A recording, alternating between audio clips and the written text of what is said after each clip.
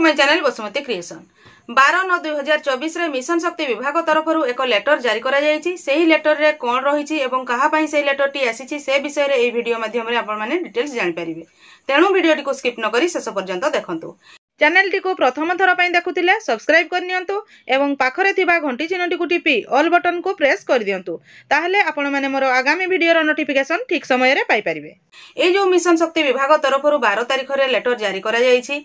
यह समस्त जिल्ला रो कलेक्टर मानकु जारी करा जायछि जोउथिरे कि सुभद्रा योजना रो अवेयरनेस विषय रे कहै जायछि।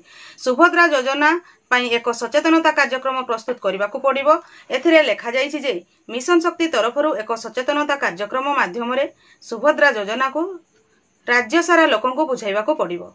सुभद्रा योजना जहाँकि प्रथमे गाइडलाइन जारी करा जायथिला ताहा उपरे परवर्ती समय रे अनेक परिवर्तन करागला।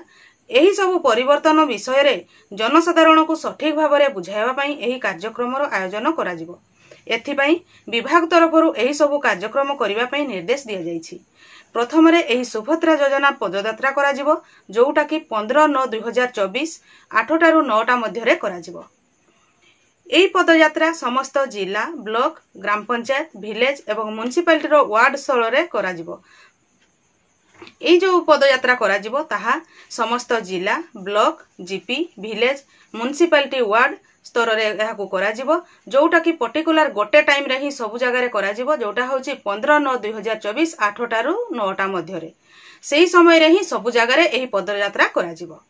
एथिरे हमरो एसएचजी मेंबर फेडरेशन लीडर एवं कम्युनिटी सपोर्ट स्टाफ माने शामिल हेबे। एथिरे जो पदयात्रा करा जिवो ताहा 500 मीटर रु 1 किलोमीटर पर्यंत समान को पदयात्रा रे जीवा को पड़िबो। जोउथिरे कि डिस्ट्रिक्ट लेवल जो पदयात्रा करा जिवो सेथिरे 300 जण उपस्थित रहिबे। ब्लॉक लेवल प्रोग्राम रे 300 जण उपस्थित रहिबे। जीपी लेवल प्रोग्राम रे 200 जण रहिबे।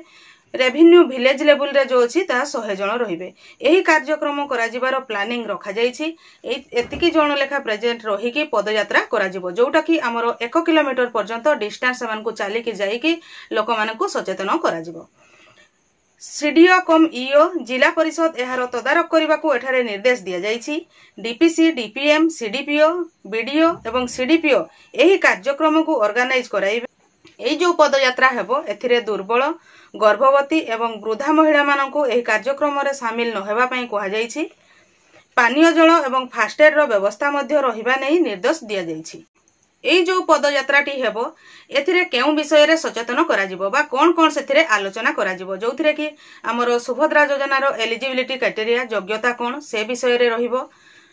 रिसिपेंट ऑफ इंस्टॉलमेंट किस्ती कि भली भाबरे सुभद्रा योजना रो पाइबे से विषय रे रहिबो। बेनिफिट्स ऑफ डिजिटल ट्रांजैक्शन से माने कि भली भाबरे तांकरो अकाउंट को टंकाटी आसीबो एवं अधिक जो माने ऑनलाइन रे से माने कार्य करूथिबे से माने को 500 टंका जो अधिका दिया जिवो से विषय रे मध्य एथिरे रहिबो।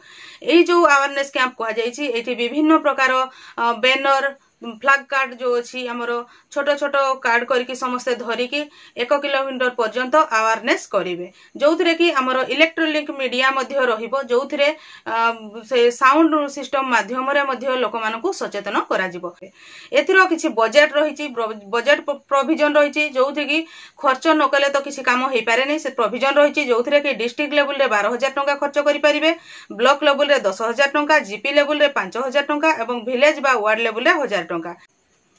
मु आशा करूची आपण माने एही वीडियो माध्यम रे सुभद्रा योजना रो पदयात्रा जो हमरो 15/9/2024 तारिख 8टारू 9टा मध्य रे हेबो से विषय रे डिटेल्स जानि पारथिबे।